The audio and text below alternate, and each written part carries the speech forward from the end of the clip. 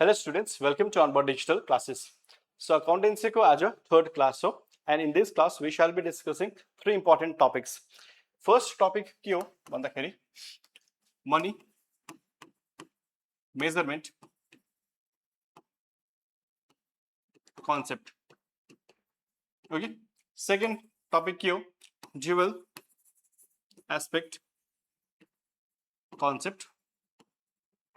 अनि third topic के हो भन्दाखेरि हामीहरु डेबिट र क्रेडिट को डिफरेन्स बुझ्ने छौं किन भन्दाखेरि कति जना स्टुडेन्ट्सहरुले के गर्छ भन्दाखेरि डेबिट र क्रेडिट कसरी बुझ्छन् even those students who are from commerce background उनीहरुले कसरी बुझ्छन् भन्दाखेरि they just mug up debit what comes in credit what goes out right debit the receiver credit the giver यसरी के गर्छन् भन्दाखेरि उनीहरुले सेल्फ फर सेल्फ रट्छन् रट्यो भने के हुन्छ हाम्रो conceptual understanding हुँदैन. So therefore, in this video we shall be discussing in detail कि debit, credit, money measurement concept, dual aspect concepts हरु के हो. यो भन्दा अगाडिको क्लासमा हामीले अलरेडी दुईटा कन्सेप्ट्स पढिसक्यौं. एउटा business entity concept, अर्को going concern concept. If you have not watched that video, I would strongly recommend you guys to please go ahead and watch that video as well. Now, without further ado, let's start with today's class. So आजको क्लासमा first topic के छ money measurement concept. Money measurement concept in itself says that कुनै पनि transactions यदि हामीले monetary भ्यालुमा major गर्न सक्छौं भने त्यही ट्रान्ज्याक्सन्स मात्र हामीले के गर्छौं रेकर्ड गर्छौं.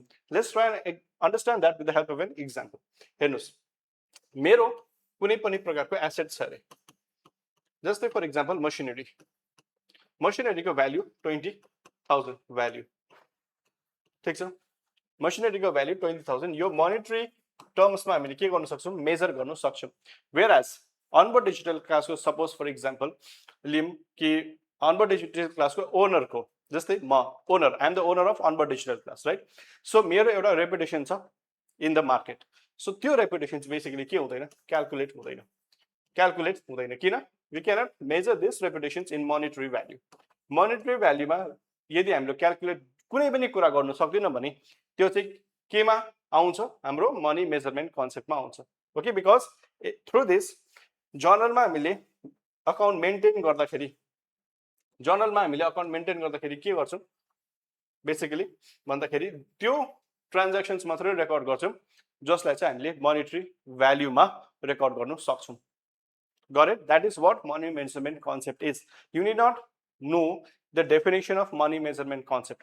यसको डेफिनेशन्स पढ्नु बस्नु it's of no use why because तपाईको एक्जाम्समा आउँदैन पनि कन्सेप्ट्स बुझ्नु पर्यो भने इजिली तपाईले अन्डरस्ट्यान्ड गरिसक्नुहुन्छ बिकज तपाईको एक्जाममा आइगयो भने पनि दुईटा ट्रान्ज्याक्सन्स आउँछ जुन चाहिँ एउटामा तपाईको मनीले मेजर गर्न सक्छ अर्कोमा गर्न सक्दैन जुन चाहिँ गर्न सक्छ that is what basically money measurement concept is okay that is pretty straight forward and simple but problem चाहिँ यहाँ आउँछ ड्युअल एस्पेक्ट कन्सेप्टमा ओके एन्ड बुझ्नु पर्ने नै हो ड्युअल aspect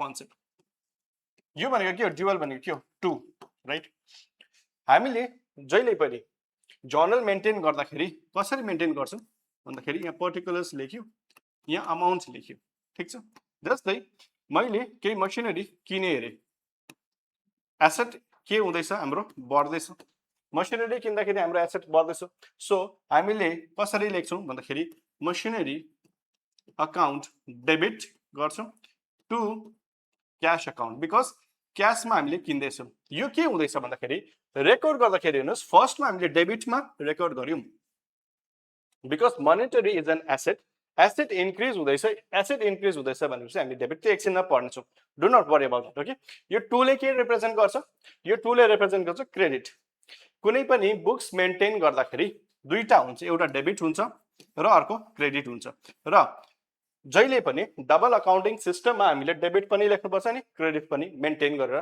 राख्नुपर्छ अन्डरस्टुड सो ड्युअल एस्पेक्ट कन्सेप्टले सिम्पल के भन्छ भन्दाखेरि यदि के हामीले डेबिटमा मेजर गर्दैछौं भने हामीले त्यसलाई केमा पनि गर्नुपर्छ क्रेडिटमा पनि लेख्नुपर्छ यसमा सपोज मसिनरी कति थियो यसको भ्यालुएसन 20,000 रुपैयाँ सो हामीले सिर्फ मसिनरी 20,000 मात्रै लेख्दिनौं जर्नलमा एन्ट्री गर्दाखेरि डेबिट प्लस क्रेडिट दुईटै हुनुपर्छ सो मसिनरी अकाउन्ट डेबिट हुँदाखेरि 20,000 रुपैयाँ टु क्याश 20,000 रुपैयाँ यसरी चाहिँ हामीले मेन्टेन गर्छौं आफ्नो बुक्स गरे Now let's understand the difference between debit and credit. हामीले अकाउन्टिङमा पुरा बेसी हामीले सुनिबस्छौँ हैन, डेबिट भनेको के हो, क्रेडिट भनेको के हो.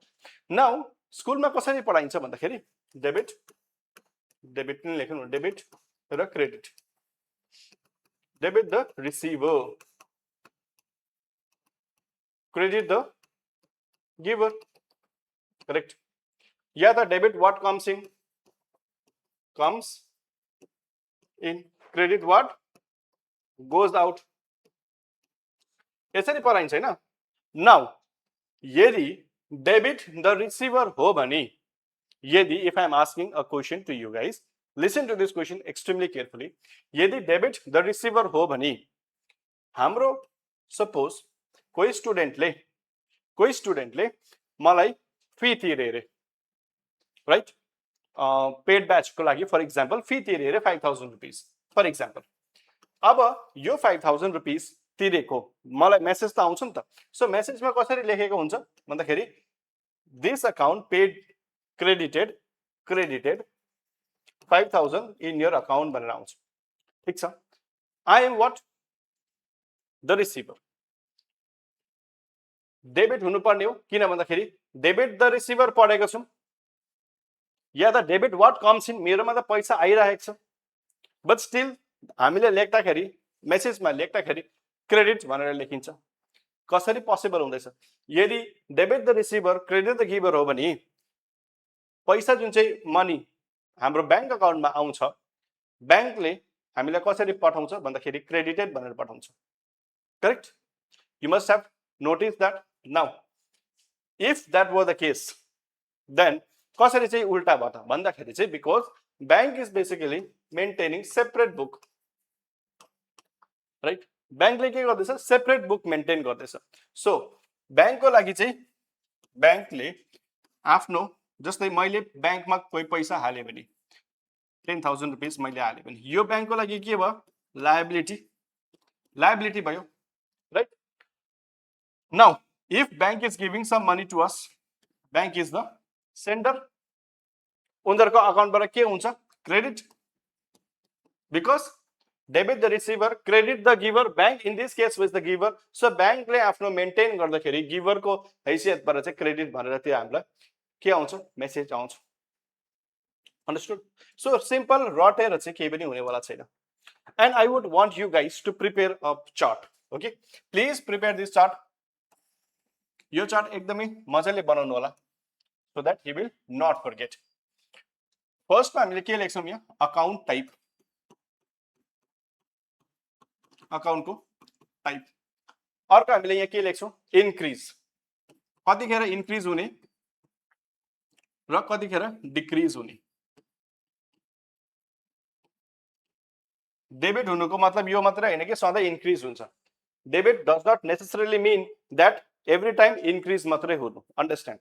Through the help of this chart we will be trying to understand कि के हो. Right here asset. Account type मा फर्स्ट मा के हुन्छ? Asset. लास्ट क्लासमा हामीले एउटा अकाउन्टिङ प्रिन्सिपल पढेको थियौं. Do you remember? त्यो अकाउन्टिङ प्रिन्सिपलले के भनेको थियो भन्दाखेरि, okay, I'll write here. Asset is equals to के हो? Capital plus liabilities. What does this mean? Let's understand this first. हेर्नुस्, मेरो अनबोर्ड डिजिटल क्लासको एउटा कम्पनी छ. यो कम्पनीमा मैले इन्भेस्ट गरेको छु 1 लाख रुपैयाँ. 1 लाख रुपैयाँ त्यो इन्भेस्ट गरेको कहाँ हुन्छ? क्यापिटलमा हुन्छ. यो 1 लाख रुपैयाँ क्यापिटलमा आयो. ठीक छ. यो 1 लाख रुपैयाँ रिसिभ गर्दैछ कि छैन Onboard Digital Class as a इन्स्टिट्युटले? यस, यो एसेटमा पनि आउँछ. अनबोर्ड डिजिटल क्लासको लागि क्लास कम्पनीको लागि चाहिँ यो जुन चाहिँ मैले गरेको छु इन्भेस्ट, जसलाई चाहिँ क्यापिटल भनेर हामीले भन्छौं, हो यो क्यापिटल के हो? एसेट हो. ठीक छ. अब यो एसेटमा यो 1 लाख रुपैयाँ त इन्क्लुड छैन छ. ठीक छ. अब what about this liabilities? Institute त बनाए. अब इन्स्टिट्युट बनाइसकिसकेपछि मलाई बेन्चेसहरु चाहियो, क्यामेरा चाहियो, सेटअप चाहियो, लाइटिङ चाहियो, बोर्ड चाहियो. यो सबैको लागि मेरोमा पैसा छैन. Okay, so what do I do? I borrow from my friends. यो बोरोइङ्सलाई कम्पनीले एज अ के लिन्छ? लायबिलिटीज हैन. मैले सपोज बोरो गरे 2 लाख रुपैयाँ from my friends, from my families to set up this class. यो 2 लाख रुपैयाँ र यो 1 लाख रुपैयाँ मैले बरो गरेर इन्स्टिट्युटलाई दिए, इन्स्टिट्युटको लागि त यो के हो एसेट हो, so therefore at the same time liability पनि हो, त्यही भएर चाहिँ कसरी हुन्छ ब्यालेन्स भएको हुन्छ करेक्ट। यो एसेटमा के इन्क्लुड छ, क्यापिटल पनि इन्क्लुड छ र लायबिलिटिज पनि इन्क्लुड छ, कसरी बुझ्नु भयो। क्यापिटल किन भन्दाखेरि मैले इन्भेस्ट गरेको छु, लायबिलिटिज किनभने मैले मात्र इन्भेस्ट गरेको छुइनँ, अरू मान्छेले पनि इन्भेस्ट गर्दैछ, इन्भेस्ट गरेर के बढ्दैछ हाम्रो एसेट्स बढ्दैछ। जस्तै यो क्यापिटलमा 1 लाख रुपियाँ त यहाँ इन्क्लुड, यो 2 लाख रुपियाँ पनि यहाँ इन्क्लुड छ कि छैन, 2 लाख रुपियाँ पनि यहाँ इन्क्लुड छ कि छैन, डेफिनेटली नै छ। सो देयरफोर त्यही भएर यहाँ के भयो ब्यालेन्स भयो, जहिले पनि अकाउन्ट कस्तो हुनुपर्छ ब्यालेन्स हुनुपर्छ, अन्डरस्टुड ओके। सो यही जुन चाहिँ अकाउन्टिङ प्रिन्सिपल छ, यही अकाउन्टिङ प्रिन्सिपल लगाएर हामीले यहाँ यो जुन चाहिँ चार्ट छ यसलाई फिल गर्नेछौँ। अलराइट ओके, यहाँ एसेट्स लेख्नुभयो, त्यसको बाद अर्को के छ यहाँ लायबिलिटिज, यहाँ लेख्नुस् liabilities, sometimes it changes, I don't understand. Eraser.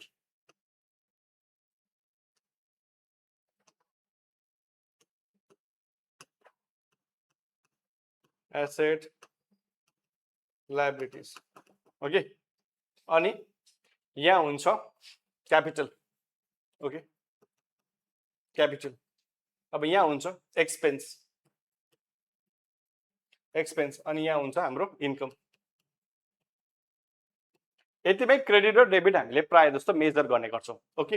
When asset is increasing, जब पनि जहिले पनि एसेट इन्क्रिज हुँदैछ भने त्यति बेला हामीले के लेख्छौं यता डेबिट लेख्छौं।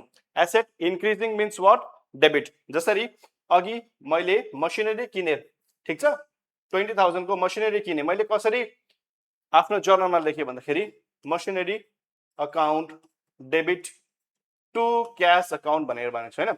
सो डेबिट भनेको के हो, मसिनरी अकाउन्ट डेबिट हुँदैछ, कसरी भन्दाखेरि बिकज कम्पनीको लागि machinery is what, it is nothing but an asset, asset is increasing. If the asset is increasing what do we do, we basically maintain it in the debit side, debit भनेर हामीले लेख्छौं। गरेट, decrease भयो भने के हुन्छ credit, simple.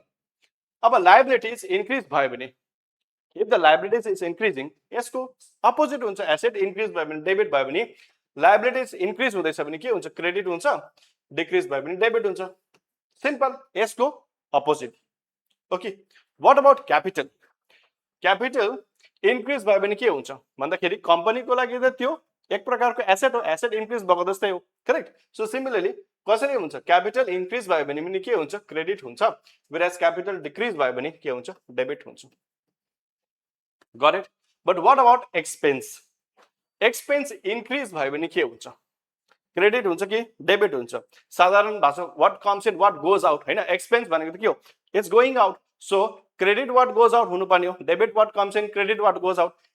हाम्रोमा त यता क्रेडिट हुनुपर्ने हो, तर यसरी रटेको छ भने चाहिँ यहाँ हामीले के गर्छौं क्रेडिट गर्छौं अनि हाम्रोमा फल्ट हुन्छ, मिन्स इनकरेक्ट हुन्छ, यहाँ डेबिट हुन्छ। Now you must be wondering debit किन हुँदैछ त यहाँ भन्दाखेरि चाहिँ सिम्पल एन्ड प्लेन अन्डरस्ट्यान्डिङ हो। हेर्नुस् एक्सपेन्सेस कतिखेर हुन्छ, कतिखेर हुन्छ एक्सपेन्सेस, जब हाम्रो क्यापिटल डिक्रिज हुँदैछ राइट। एक्सपेन्सेस कतिखेर हुन्छ जब हाम्रो जुन चाहिँ इन्भेस्ट गरेको क्यापिटल त्यो डिक्रिज हुँदैछ। So if the capital is decreasing, if the capital is decreasing के हुन्छ एक्सपेन्सेस डेबिट भयो, understood. So that is the reason why mug up गर्नु भन्दाखेरि पनि बुझ्नु चाहिँ it's very very important. Alright, so therefore हामीले यहाँ के लेख्छौं, यहाँ डेबिट लेख्छौं र यहाँ क्रेडिट लेख्छौं ओके। व्हेreas एक्सपेन्स इन्क्रिज हुँदैछ भने डेबिट हुँदैछ भने, इन्कम इन्क्रिज भयो भने के हुन्छ क्रेडिट हुन्छ र यतापट्टि डेबिट हुन्छ। If you understand this then you understand entirety of what debit and credit is okay। Thank you all very much. If you have some opinion regarding the classes then you can comment down on the comment box, whether you are liking the class or not please do comment down on the comment box, and if you have not subscribed to Onboard Digital class I would strongly recommend you guys to please go ahead and subscribe, because यस्तो खालको videos म frequently हजुरहरुको लागि नै यो क्लासमा यो sessions द्वारा डेफिनेटली नै ल्याउने छु। Thank you all very much।